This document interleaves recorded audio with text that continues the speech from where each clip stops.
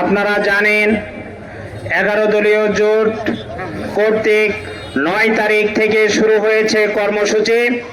তার একটি কর্মসূচি রয়েছে আজকে সারা দেশে জেলাগুলোতে বিক্ষোভ।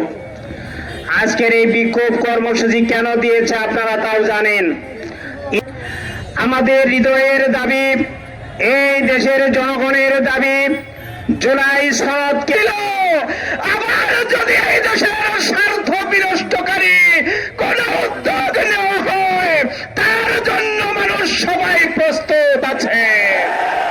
আমরা দেখেছি একজন কিশোর ভোটার ভোট দিতে গিয়েছে, তাকে জিজ্ঞাসা করা হয়েছে তোমার নাম কি, সে বলেছে আমার নাম আসিফ। বলেছে তোমার পিতার নাম কি? আজকে জুলাই সনদ বাস্তবায়নের কথা তারা মুখে বললেও গণভোটের রায়কে তারা উপেক্ষা করার মধ্য দিয়ে এই বাংলাদেশে জুলাই যোদ্ধাদের হৃদয়ে আগুন লাগিয়ে দিয়েছে। আমরা দৃঢ়ভাবে বলতে চাই, বাংলাদেশের মানুষকে আর 90 দশকের মানুষ মনে করার সুযোগ নেই। এই দেশের মানুষ 5 আগস্ট যেভাবে জ্বলে উঠেছিল, আবার যদি এই দেশের স্বার্থ বিনষ্টকারী কোন উদ্যোগ নেওয়া হয় তার জন্য মানুষ সবাই প্রস্তুত আছে। আমরা দেখেছি 9 এপ্রিল একটি ইলেকশন আয়োজন হয়েছে। যদি তোমরা এতই জনবান্ধব হবে তাহলে সেই ইলেকশনে তোমাদের ভোট কারচুপির প্রয়োজন কেন হলো?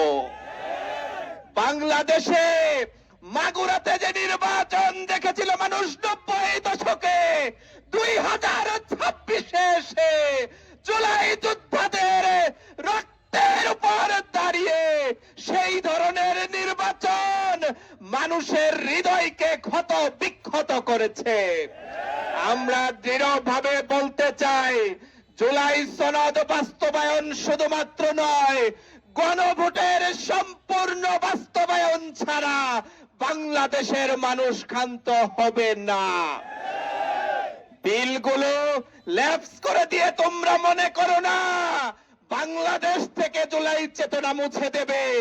জুলাই চেতনাকে সমুন্নত করার লক্ষ্যে সমস্ত জুলাই যোদ্ধা আপামার জনতাকে সাথে নিয়ে প্রস্তুত আছে। আগামী দিনে যে কোনো আন্দোলনে আপনাদের সবাইকে ঐক্যবদ্ধ ভূমিকা পালন করার মধ্য দিয়ে, ঐক্যবদ্ধ থাকার মধ্য দিয়ে জুলাই চেতনা বাস্তবায়নের জন্য আমরা রাজপথকে আমাদের আন্দোলনের মূল ক্ষেত্র হিসেবে বেছে নিব, এই আশাবাদ ব্যক্ত করেই শেষ করছি।